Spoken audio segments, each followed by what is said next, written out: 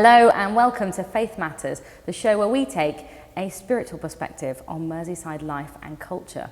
And today I'm here in Crosby with Dave Lowrie, who is a Church of England pioneer minister and soon-to-be cafe owner. And so we are here in the cafe unit in Crosby Village. It's going to be called Story House and opening in October. So a very warm welcome, Dave. Hello. Thank you. And first of all, can you just tell us a little bit about your current role as a curate and pioneer minister?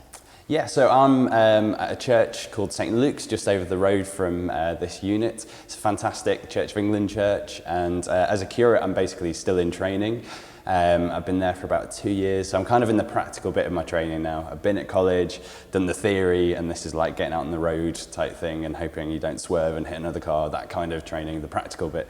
So I'm there now, currently without a vicar, so that's keeping me quite busy, which is good. So I do a lot of the normal kind of stuff you'd expect from a vicar, do funerals, do home visits, do assemblies in schools, all those kind of things, get out and about in the community as well as doing Sundays and stuff like that. And then alongside of that, I've got my pioneer role, which means basically being in the community, getting to know people. So far it's involved a lot of, sitting down, having coffees with people, having pints with people, getting to know the area, getting to know what the people are about, and also opening up our home. So we quite regularly just let people come in, we have dinner with them, see how things are going with them, listen to them, pray for them, all that kind of stuff. Okay, brilliant, thank you. Now, can you just tell us a little bit about how you came to be a Church of England minister? Yeah, so it wasn't really an obvious path for me because I grew up in an independent church where some of the people thought Church of England people weren't even Christians. It was like this whole other world that was distant. But around me at that time, I had a lot of people who were evangelists. So these were people who loved to tell people about Jesus. They were very passionate about that. They really loved people to bits as well. They tend to be quite fun, quite creative people. So I looked up to them because they were probably the most exciting people in church. So I had them around me, and so I kind of wanted to be them and be like them. And after the normal Christian thing you do in your teenage years where you don't care about your faith and you go away and you do other stuff, I kind of came back to it in my 20s and started doing more and more of this evangelism stuff. Started to spend time with homeless guys in the streets of Chester, started to do a lot of youth work, and this was all in Chester where I was living at the time. And I found myself in a Church of England church, and that was, ever since then I've actually been in the Church of England. But kind of the whole vicar thing wasn't really me because I like being on the streets, I like being with people, and that's what I really cared about. And then one day found out about this thing called pioneer ministry, which combined both the kind of vicar thing and the evangelist thing, and I was like, that's me, that's what I want to do, that's what I really care about. And so as soon as I saw that being a pioneer in the Church of England was possible, that I could be a vicar but out on the streets and out with people rather than in a church building, I was like, yes, and I kind of signed up for that and went through selection and all that, and here I am. Yeah, Now, for people who maybe find that word evangelism a bit scary or a bit off-putting, how would you describe what you do to maybe allay some of those concerns? Yeah, I mean, I think for whatever reason, the first image that comes to most people's heads is the guy shouting at people on the streets who's socially very awkward and just, shouting the most horrendous things at strangers who pass us by. And in Britain, like, that's like the worst thing you could do, isn't it? Because, we barely make eye contact, and here you are telling someone they're a terrible person, they're going to hell or whatever. And so that's the kind of image we have, and I don't know why that is, because as I was saying, when I was growing up, the evangelists that I knew were the most fun-filled, people-loving people I've ever known. And they spent more of their time listening to people and their stories than they did telling them things. They did outrageous, fun things. And actually, I think we're at a place now in our culture where people are far more open to the truth and what religions have to say than we have been for a long time. So quite typically, I'll talk to someone of an older generation and they'll think, religion, faith, all that kind of stuff is supposed to be private and kept kind of hidden away. You don't talk about it, it's kind of awkward. But more and more, as people get younger and younger, as generations come through, they just don't feel like that. They're actually quite open. They want to hear what you have to think as well as you hearing what they think. And really, that's what it is. Evangelism, at the end of the day, is a conversation. And it's a conversation in which one of those people also know Jesus. And there's nothing more to it than that. And we show what we know. We can't make anyone believe anything or do something. We'd never do that to someone. So we just think happen to know something that's amazing, and we want to tell other people about that. Fantastic. Okay, so just let's move on then to the cafe itself. How did you get this idea about using a cafe in a sort of church context? Can you give us a bit of background about what led you to the cafe idea?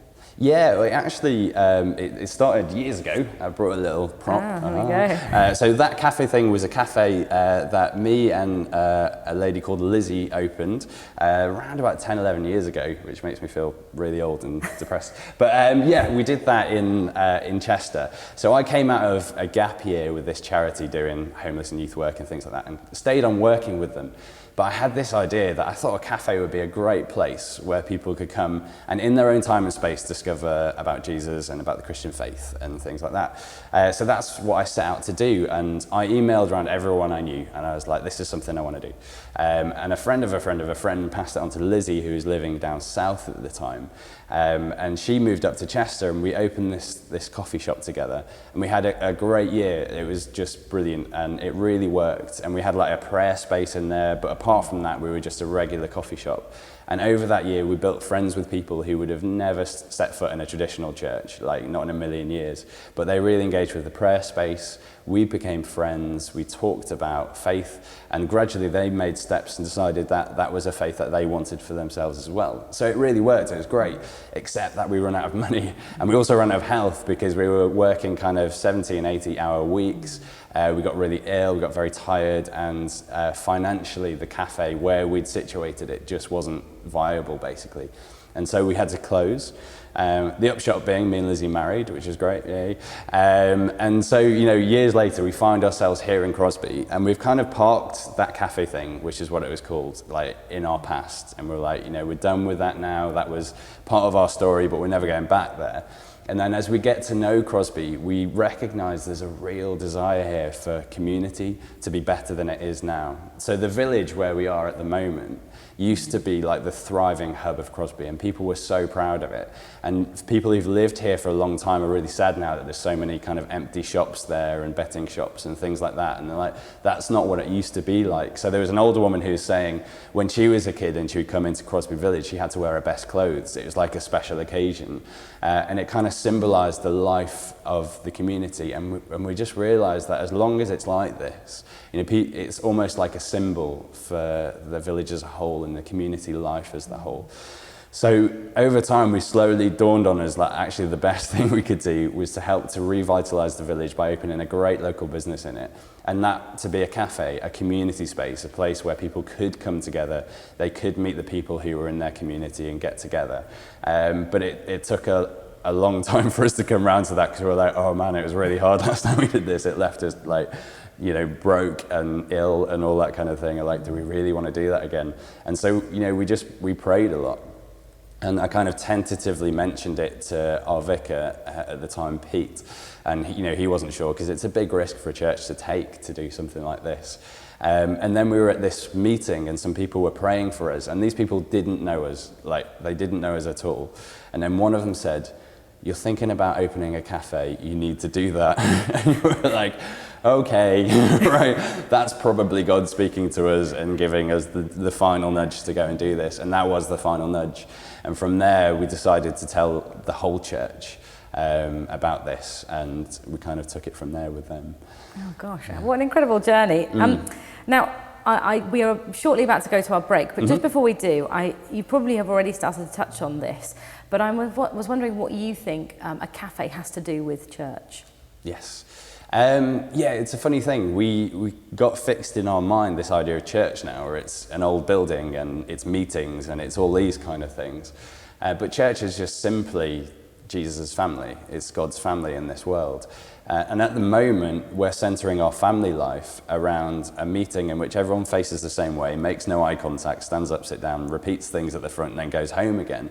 And actually, to us, it makes a lot more sense that we should put our family life around a place of hospitality, a place where we can welcome anyone in, everyone's welcome, and also where we can spend some quality time together, get to know each other, share stories, find out what's going on in our lives. And to me, that makes more sense because Jesus did an awful lot of eating with people and spending time with people, like all kinds of people. Those who were like socially acceptable, socially unacceptable, and all that kind of thing. So really, we're about creating a space where that can happen. And for me, church makes more sense in that context than in a meeting where we don't talk and face forward. Yeah, okay. Thank you so much, Dave. That's brilliant. It's opened up a lot of questions about what church is and what it could be. We're going to talk more about that after the break, but for now we are going to stop. And if you have any comments or suggestions, do email us at faithmatters@baytvliverpool.com. See you soon.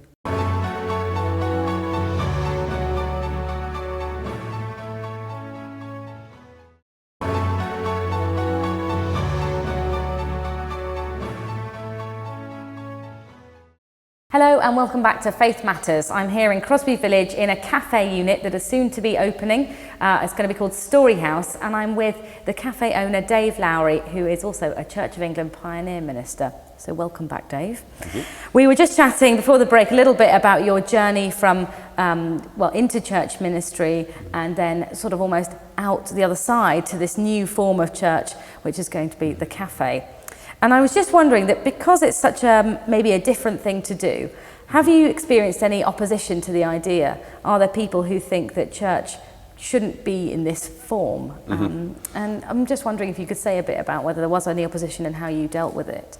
Yeah, definitely. No, there really was opposition, and I felt like so the first thing I had to do really was to recognise that I'd felt that opposition myself.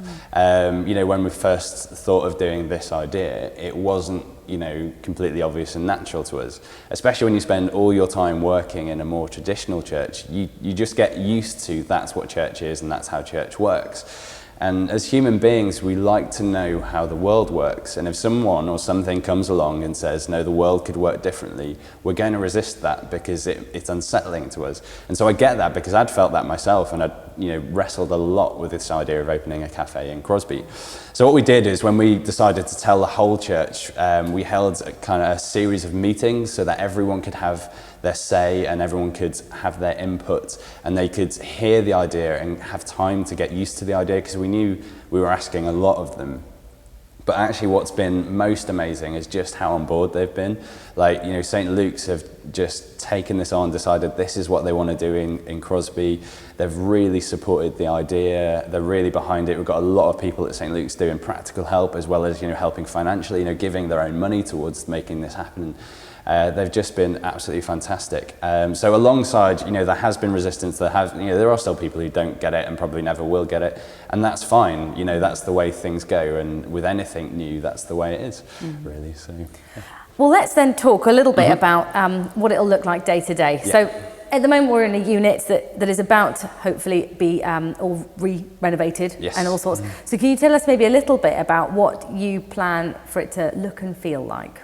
Yeah, so me and my wife, Lizzie, who I mentioned before the break, we're both just massive coffee snobs. We love coffee shops, and that's where we choose to go on our day off and what we choose to do for fun. And we're like human versions of TripAdvisor. When we're there, we're just looking around and go, wouldn't do that. This coffee is 7 out of 10 or whatever. We can't help it, We're just, coffee snobs, but we love it. And it's really great. And we over the years, we come up with this little theory that what makes a place really great is if the service is good, the food's good, and the atmosphere is good. And we think usually good places have 2 of those 3, and occasionally you go to somewhere awesome and they do all 3 of those things. So it's a space you really want to be in, the food and the drink's amazing, and the staff, the customers are really friendly.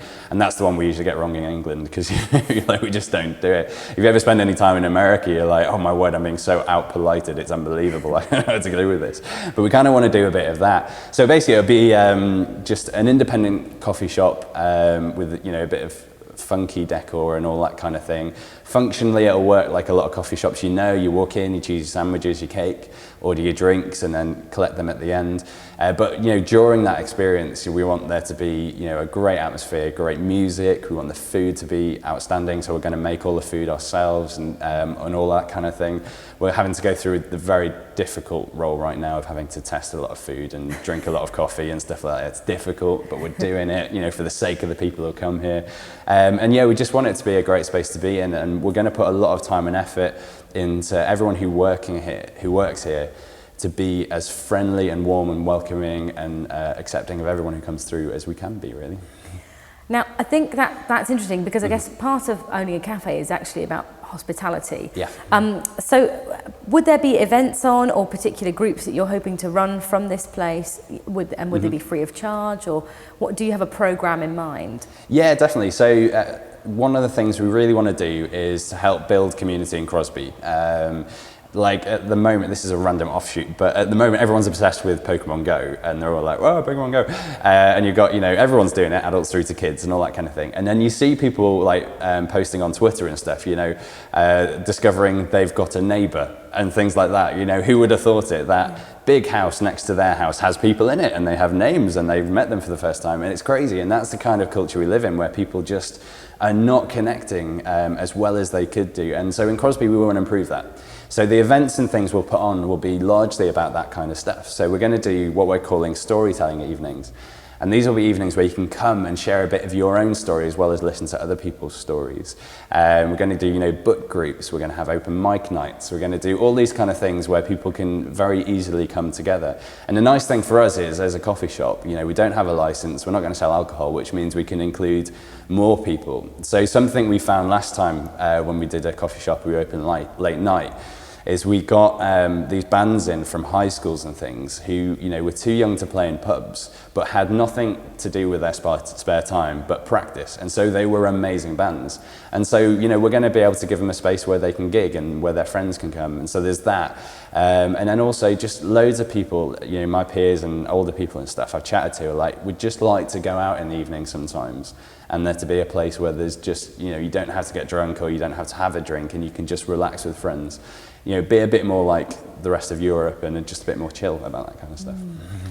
Brilliant. Now, you kind of sort of briefly alluded to the fact that you are at this stage where you're forming a menu and making lots of things and trying out different recipes. And we've got some delicious cakes in front of us. We have delicious cakes. But part of it as well is actually training up other people. So you and Lizzie are going to be the main people behind it, but then you've got a bit of a team. Yeah. Could you explain a bit about the team and maybe about the training that you're planning?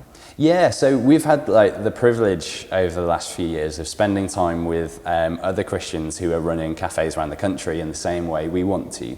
And they've been established longer than the year that we were open for. And so they've found out a bit more what it's like to be church as a cafe.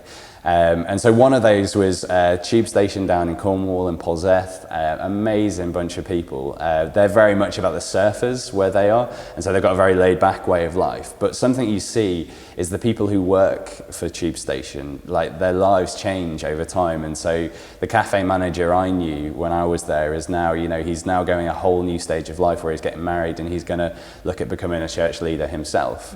And then recently we went down to London to a cafe called Kahila in Shoreditch, and we chatted to the owner there, Paul, about how they do things, and they really focus on the people who work for the cafe, and that's a big part of what they're about. And so what they do is when they see a bit of a God spark in someone, a bit of something that's wanting to get out of them, they give them a day a week to go and do what they're passionate about for God. So one woman who was working for them got a day a week to go and work with street workers in London and get to know them, befriend them, and find out what's going on with them. Someone else decided she was going to go into prisons and get to know female prisoners and what their life was about.